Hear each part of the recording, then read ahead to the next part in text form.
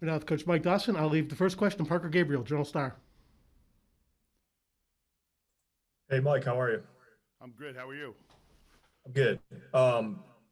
You got to work with Nick Henrich some over the course of camp here. He's played some outside. What has everyone we've talked to has said he's made that transition relatively naturally? What has allowed him to do that, and what do you like about him as a young player? Well, what's allowed him to do it is he's a football player. He's a natural football player. He's got a great nose for the ball. Some of the things that you spend a lot of time teaching guys about, hey, if you get a certain type of block, then you need to transition from the run game to the pass game, or things like that, where he just went out there and just did it, which was really cool to see. He's got that knack and natural ability to find his way to the football. So that's been really probably the biggest thing that stood out as far as that goes. And then he's really smart, does a great job of taking what he learns in the classroom and bringing it to the field without a lot of repetition, which is great. Brian Christopherson, 24/7 Sports. Hey, Mike. Eric mentioned Nico Cooper and Feldarius Payne as a couple of guys sort of in your working rotation. As junior college transfers, what's been the biggest obstacle for them, in this short time? What have you seen them do well? What's the challenge ahead to them contributing for you this fall? Yeah, probably what's been a little bit more unique for all incoming guys is learning the new language, new system. Even though the plays may be similar or could be the same as, or techniques may be similar or same as, you're learning someone else's new language. So learning that piece of it and getting that part of it down, I think for all the new guys is a little bit different. Where you've had a little bit less time. Not a true training camp, even though we were kind of ramping it up here the last few weeks. You weren't really in training camp where you were with them from the time they woke up to the time they went to sleep, pretty much like you would be. They had other things going on, getting adjusted class and things like that, and that's been another new challenge for all those guys. So getting that piece of it down, I think, with all the new guys is pretty much the biggest hurdle I've had coming back and getting in with the new room. Sean Callahan, Nebraska Online. Hey, Coach Dawson, when you're playing an offense like Ohio State, I mean, how important is it that you find ways to keep them off balance? A couple of years ago in Columbus, you guys did a pretty good job of that at times, making them kind of feel off balance or putting them in some situations where they made mistakes. How do you go about doing that here in a season opener?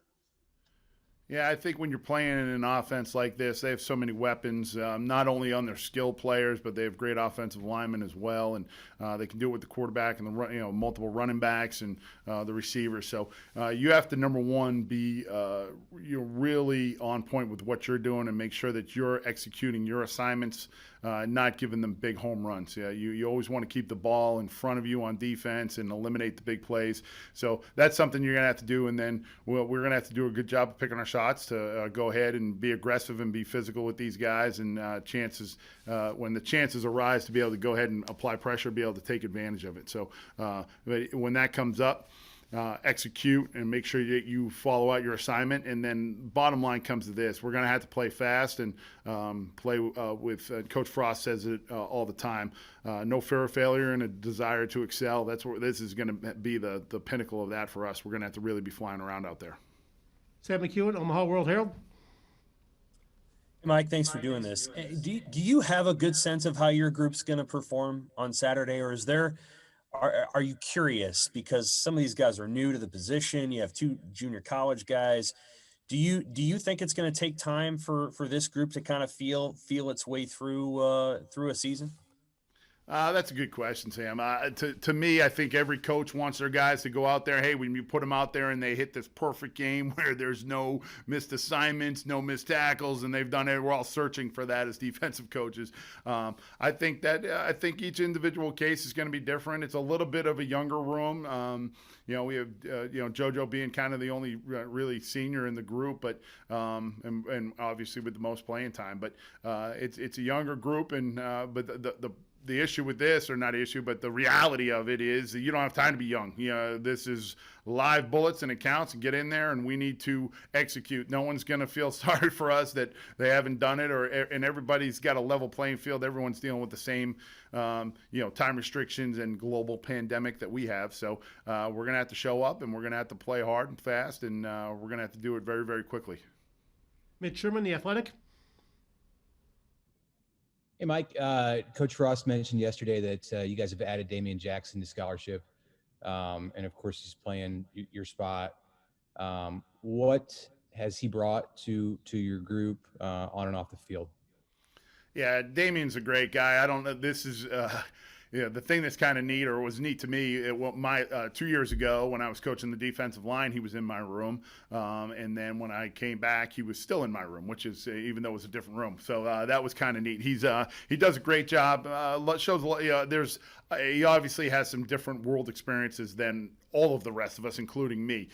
So for the young guys, he's an awesome guy to kind of have as a guy that kind of takes control of the room when he needs to and has that leadership, and maybe not all the fine-tuned pieces of football. He's still pretty inexperienced that way, but as far as training and learning and carrying out a goal together as a group, there's no one better than he is at it. So he's been awesome to have in the room, and I look forward to seeing him every day. He's done a great job.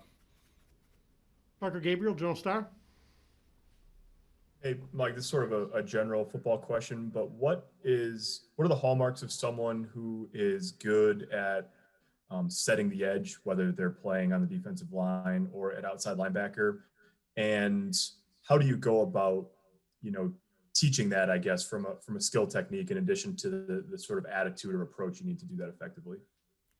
Okay, so for me, when we talk about setting the edge, the term I used, and James Betcher in New York last year used this term all the time, and it really struck home with me, set the edge at less than 90 degrees. So you want to set the edge from your position less than 90 degrees from the line of scrimmage. So you don't want to get pushed out or widened. So if we can set the edge as close to where the ball is being snapped from without widening ourselves and still keeping the proper leverage, that's what we're trying to get done. So now, that's also easier said than done. There's a lot of things that go into that. Angles, where am I lined up compared to the offensive lineman or the guy that's blocking me, tight end, whoever it might be, and then compared to the running back. Or what type of run action are you expecting? Is this going to be something that's a cutoff or a veer that are going away from me, or is this going to be a fan block that's coming at me? Now all of a sudden I'm in my position and the blocker's coming at me and I'm coming at him, so that time and space shrinks. All those different factors come into us getting our hands on the man that's trying to block us, striking him, and then allowing us to set the edge and funnel the ball back where it's supposed to go, or where we want it to go, rather than where the offense wants it to go. I'll finish this round with Derek Pearson, Hail Varsity. Hey, Mike, where is Caleb Tanner at in your rotation right now, and what have you seen from him this camp? Yeah, Caleb's done a nice job of trying to dive into being a complete football player, not just a pass rusher, not just a pass dropper, not just a run defender, trying to kind of do all three of them, if that makes sense. So he's going to have a big role. We get in and out of our base and nickel personnel, and that will do different things to the room, but he's a guy that's got to kind of be a switchblade a little bit, or not a switchblade, a Swiss Army knife is what I was looking for us, where he's got to be a bunch of different tools, and he's done a really good job with that. Looking forward to seeing him play fast and get out there and see what he can do on Saturday. He's done a good job so far with it, and just got to keep learning and keep working to get really fine tune his craft. If he can kind of be in all those positions and get really good at his skill, I think the sky's the limit with Caleb. When you look at his film last year, I mean, he's a guy that looks like he's got all the physical tools for that position. What do you think has maybe kept him from being a consistent producer at that spot? Yeah, I think what he's got to do just for him, and he and I have talked about this, is he's got to be an all-the-time player as far as, hey, on this rep, I'm going to be perfect at whatever this situation calls for. I'm going to be really, really good in my buzz technique in a pass drop, or I'm going to be really, really good at just what we just talking about, setting the edge at less than 90, not getting widened out, not creating the gap inside of me, because not only controlling my gap, but the gap inside of me can't get extended and elongated. So just getting better at kind of really hammering down those techniques, and not only kind of knowing where he's supposed to go and how he's supposed to fit, but also knowing how the way he plays is going to affect the guy behind him, the guy inside of him, the guy outside of him, wherever it may be, it's gonna your play is gonna affect the guys around you. So if he can understand what those guys are doing and kind of the concepts of the entire defense, rather than just memorize, hey, if Coach Schneer calls this, I better be in this gap. So if you can learn concepts rather than memorize where you're going to be, I think that helps, and that's something that I think that he's trying to get a lot better at, not only understanding what he has to do, but why he has to do it and how it affects the guys around him. Thanks, Mike. Thank you, guys. We'll finish. That will be the last one for Coach Dawson. We'll hold the players here momentarily. Thanks, guys.